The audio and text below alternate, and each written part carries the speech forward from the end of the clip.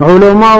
د قرآن او حدیث پرانا کې لیکلي دي یو 15 سيزونه بیان کړي دي چې تاسو په هغه کې تلوار کوئ. په تلوار کې خیر او برکت په هغه کې یو چې کله تاسو لور خور بالغ شي او د واده مودې ته ورسی نو د هغه واده زر کوي. په دې کې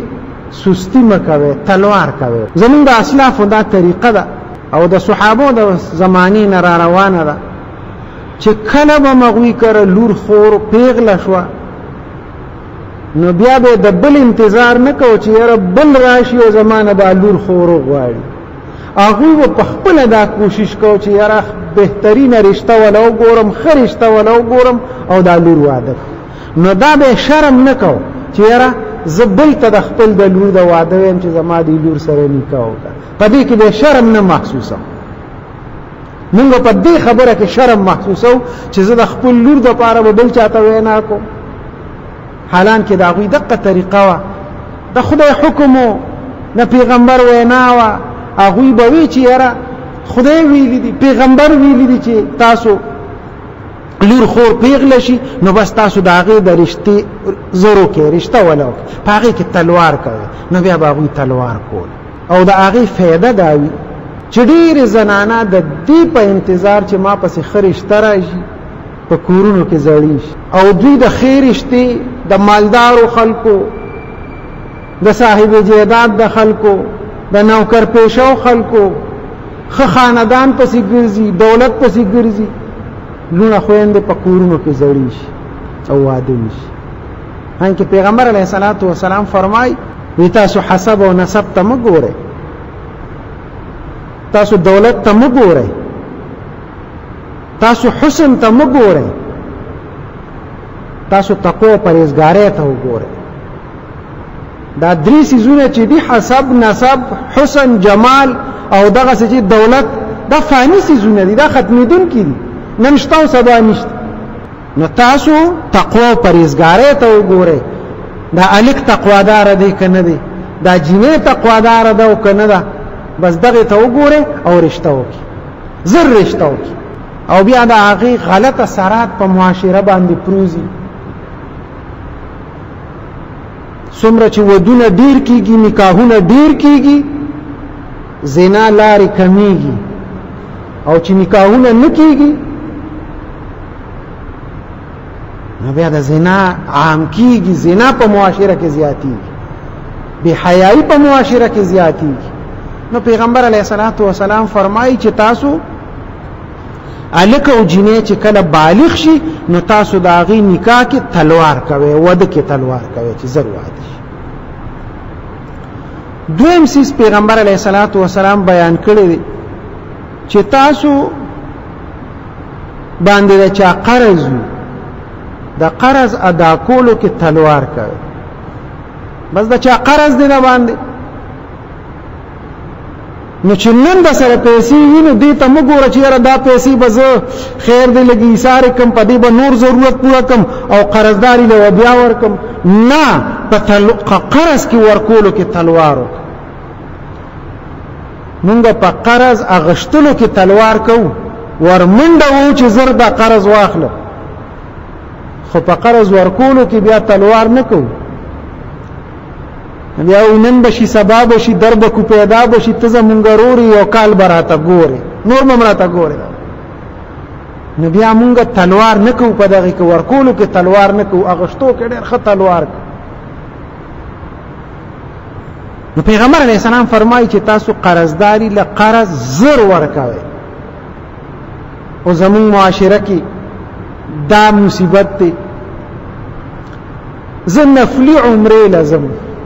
بل تر باندې د خلکو قرض دی، قرضدار یم، عمرې لازم، نفلي حج دی هغې لازم، خو قرضداري ته قرض نه ورکوم.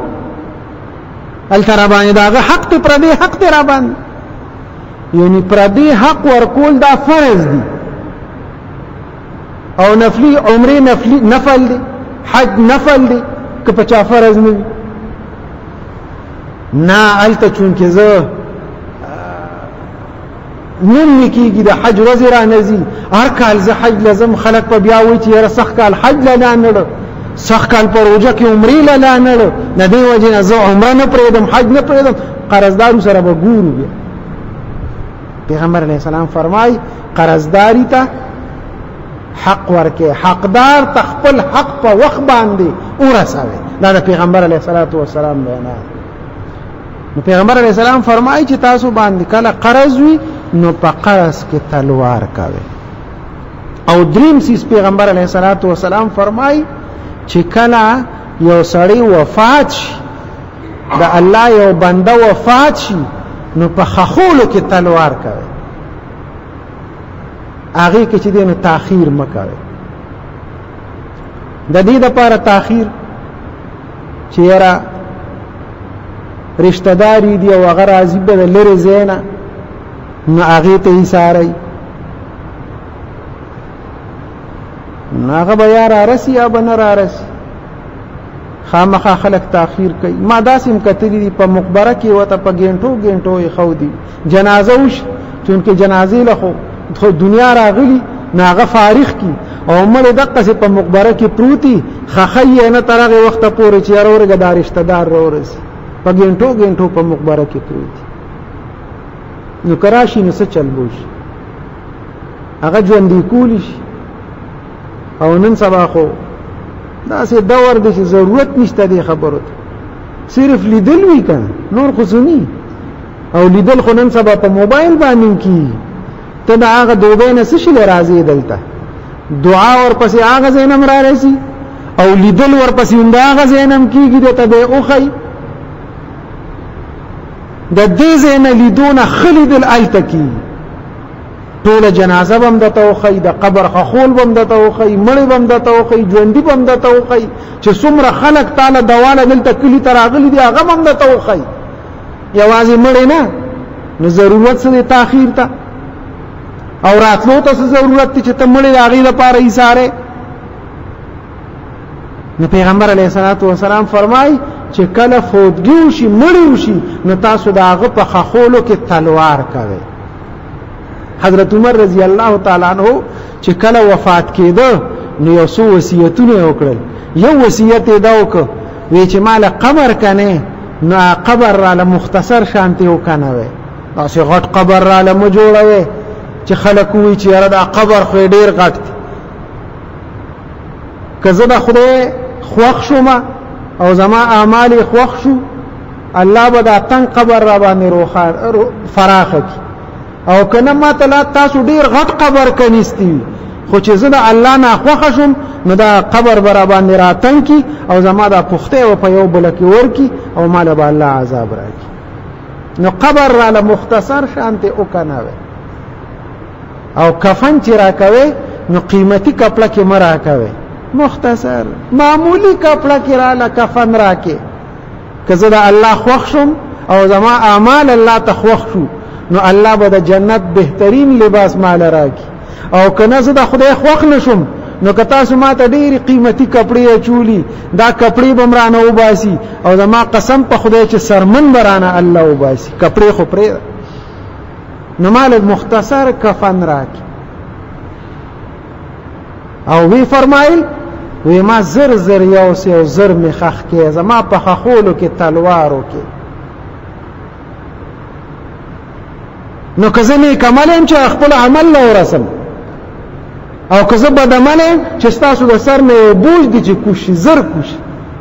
نو زما په خخولو کې تلوار وکړي نو زموږ څومره اسلاف د پیغمبر علیه السلام وینا ده هغوی د ورځې مړې شپې ته نه ساري او د شپې مړې ورځې ته نه پرېږدي بس خو چې دومره ټیمي چې قبر پکې تیاریږي نو بس زر یې خښي شپې او ورځ ته څوک نه ګوري اوس الحمدلله دا رجحان زیات شوی دی مخکې به لویه قصه به وه شپه به پکې تېره شوه ورځ به هم تېره شوه دا قصې به خلکو کولې رواجونه به خپل پوره کول څو ورځې مړې دې ته پروتي چې اورګه ساروی نه پیدا کیږي چې ساروی پیدا شي چې خیرات پسې کوو نو چې ساروی پیدا شي نو اله به دا مړې خاخو الحمدلله دا رواجونه اوس کم شوي دي نو مړی کې پیغمبر علیه الصلاۃ والسلام فرمای تاسو تلوار کوي دې کې لملیټ مکوي او چې ملمرش پیغمبر علیه السلام فرمای چې تاسو ملمرش نو داغه په ملمستیا کې تاخير مکوي تاسو ابراهيم عليه السلام ډېر ملما دوستو نو ابراهيم عليه السلام سنت دو ابراهيم عليه السلام چې په ملما راغی نو یو خو به د ملمنه تپوس نکاو چې ته بس خوري او څه باندې خوري نه بس په مخه واته او داغه د پاره به بندوبس کو کله چې فرشتي هغه ترالی او جبرائیل علیہ السلام دا درې فرشتي و تراغلي یو اسرافیل علیہ السلام او یو میکائیل علیہ السلام هغه ته د اولاد زیری ورکو چې تعالی به خدای پاک د حضرت ساری بی بن اسحاق علیہ السلام درکې زیری د پار راغلی نو هغه زیری لچ فرشتي رالی نو ابراهیم علیہ السلام منډه کړی کوړه او په منډه سخی ورید کو او هغه ولا سمدستی راوړو کیه خو دوت دا تاسو ته نه کو چې نو حدیث کې راځي چې تاسو ململه د بغیر د تاسو نه او زر داغه ملمستیا کوي او افسو تر او باس لکه نن سبا دې ته انتظار نه کې چې یاره کور کې شربت تیاری شربت پرستو تیاری کوي کې ټیم لګي سمدستی وګورو کې دا وته وګوره دا د ملما حق دا ملما په ملمستیا کې تلوار سيزونه به تیارې ململه هغه تیار کا کنه هغه باندې د وخو لګي سمدستی وته وګوره کمالدار خلک نه سمدستی وته ډرای فروټ مخه تا کېده فروټ وته مخه تا کېده چې سما حذره هغه وته راوړه کېده وته باقي بیا رستو ته هغه ملمستیا کوا چې څومره کول شي او خدا د چې سمدستی ملمتا سه حاضرول د ملما په ملمستیا کې تلوار کول دا د پیغمبر علیه السلام سنت دی دا د حضرت ابراهیم علیه السلام سنت دی او پیغمبر علیه السلام فرمایي د ملما په ملمستیا کې تلوار کوي او بل پیغمبر علیه السلام فرمایي چې تاسو نه ګناه وشي نو په ګناه کې تلوار په توبه کې تلوار کوي هغه نه توبه او باس سمدسته توبه او باس بس ګناه ده نه اوشوا احساس د تو شو چې رمانه خطا او شو غلطی را نه شو بس سمدستی الله ته توبه یا الله زب بیا دا کار نکوم او یا الله زما توبه نو پیغمبر علیه السلام فرمای چې تاسو تلوار کوي چې کله تاسو نه ګناه وشي نو توبه په وباسي نو په توبه کې تلوار کو او یو حدیث کې راغلی دی تاسو چې د مانزه ټیم شنو مانزه کې تلوار کوي منځ په اول وخت کې بهتر دی په اول وخت کې چې منځ شي کوم زم لیټ کو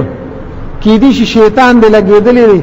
اچانک سکار پیخ کیده ده سم مسله ته جوړه کی او د موږ د قضا کی او فوتی کیده نو کله چې تاسو موږ ټیم شي او موږ وخت داخل شي نو زر موږ کوي په مانځ کې تلوار کوي دا یو سوسی زونه پیغمبر علیه السلام بیان کړی دی حدیثو کې چې دې سيزونو کې تلوار کوي الله دې ټول نیکو کارونو کې زمونږه تلوار نصیب کړي او الله دې زمونږه ادا کړي یو مسله ده یو کس ته هغه وی ما یو سړی لیدل یو تفسیر یې کته قران تفسیر یې کته او سیګریټ یې لګولې سیګریټ یې مسک نو آیا سیګریټ چې سوکسکی او بل طرف ته وسره لاس کې قران یا د قران تفسیری یا یو دینی کتابی نو آیا دا جایز دی دا تلاوت دل جایز دی دا کتاب قتل دینی دل جایز دی که جایز نه دی عزت مندو په سیګریټو باندې او داس کلو باندې او داس نه ماتي نو چې او داس په کوم سیس باندې نه ماتيږي نو او داس خوښتا نو که قران لاس کې دی نو خیر دی او داس یشتا خدا دې چې دا نشه او قران دې لاس کې دی نو سیګریټ او یا نسوار په خله کې بيدبی دا نو بيدبی دا سخت بيدبی دا چې تاسو سره قران یا غملولي یا یو دینی کتاب دی وسره غملولي او بل طرف ته سیګریټ هم لګولې دی او سیګریټ هم سکی نو بيدبی دا خو جواز شته جایز دی او بے ادبی دا مطلب چې ګناهګار په دې باندې بے ادبی کول د قران بے ادبی خبره نه ده خو جایز دي په دې باندې ته ګناهګاری کې ستا په لاس کې مصحف دی قران دی یا اسلامی کتاب دی یو بل کس تاسو کوي وي د دې دکان زکات په څنګه ورکړو مال تجارت کې زکات تجارت چې سړی کوي نو تجارت مال کې زکات ته دام تجارت د دې دکان د سامان به تخمینه ولګي لکه تینن اندازه ولګو تینن خرڅه نو ته یو شیش ماری که بنش ماری نو دقه سي